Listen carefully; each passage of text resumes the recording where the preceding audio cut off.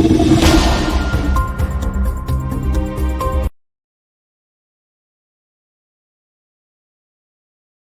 बार एक राजा शाम को अपने राज्य में घूमने निकला। पूरे राज्य में सब कुछ देखता जा रहा था।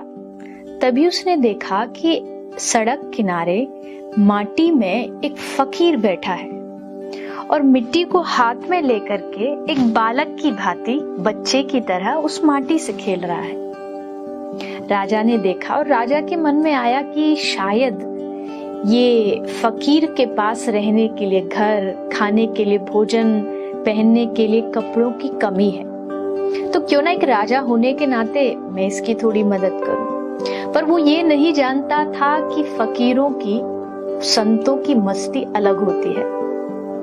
राजा गया, संत से निवेदन किया कि महाराज आप मेरे राज्य में चलो और मेरे महल में रहो, मैं आपके लिए पूरी व्यवस्था कर दूंगा।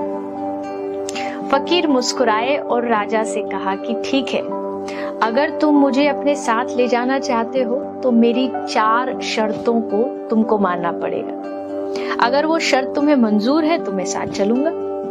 राजा ने कहा कहिए आपकी कौन सी शर्तें हैं?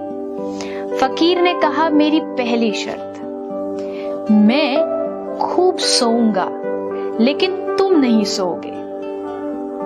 राजा बड़ा आश्चर्यचकित हुआ। फिर कहा कि चलो कोई नहीं, आप शर्तें आगे बताइए। फकीर ने कहा मेरी दूसरी शर्त है कि मैं खूब खाऊंगा पर तुम नहीं खाओगे। और मेरी तीसरी शर्त है मैं अच्छे अच्छे वस्त्र पहनूंगा पर तुम नहीं पहनोगे। और मेरी चौथी सबसे महत्वपूर्ण शर्त है कि 24 घंटे तुम मेरे पास रहोगे और मुझे छोड़ करके कहीं नहीं जाओगे। अब राजा ये सुनकर के हंसने भी लगा और गुस्सा भी आया।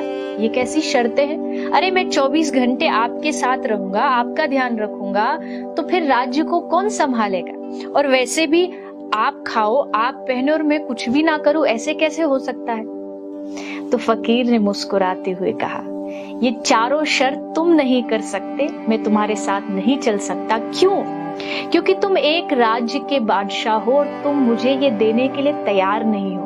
पर तुम जानते हो मेरा बादशाह यानी मेरा भगवान ये सब शर्तें मंजूर करता है।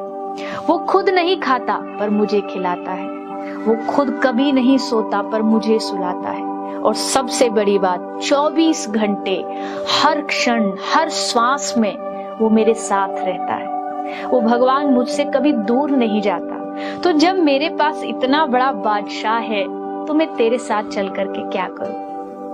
राजा शर्मिंदा हो गया। सचमुच यकीन मानिए इस दुनिया में अगर सबसे बड़ा कोई बादशाह और आपका सबसे बड़ा कोई हितैषी है तो वो एकमात्र आपके भगवान है। हर रोज सुबह उठ करके उन्हें धन्यवाद दीजिए कि वो आपको खिलाते हैं, सुलाते हैं, आपके साथ हर क्षण रहते हैं, और एहसास करते रहिए कि भगवान हमेशा आपके साथ मौजूद है। जय श्री राधे।